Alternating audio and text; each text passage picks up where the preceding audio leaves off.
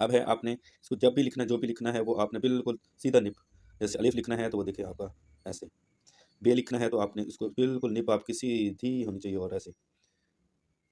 फिर आपने जीम भी लिखना है तो वो भी आपने यहाँ से ऐसे जाना है और ऊपर वाले हिस्से पोर्शन से आकर नीचे बिल्कुल और उसी तरह जीम स्टाइल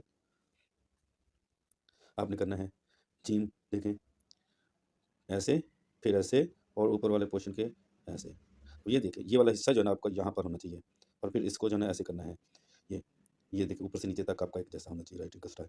अच्छा, फिर इसी तरह आपने सीन लिखना है तो सीन को देखें, आपने यहाँ से नोक और यहाँ तक ये वाला हिस्सा जो है ना, ये वाला हिस्सा इसको थोड़ा सा टेढ़ा रखना है, गोलाई मुकम्मल नहीं होनी चाहिए। अब ये देखें इसको मुकम्मल गोलाई में नहीं लेकर आना आपने, बल्कि ऐसे करना है, ऐसे करना है और ऐसे। एक लफ्ज़ के अंदर, गोलाई के एक लफ्ज़ के अंदर आपके सब लेटर्स मौजूद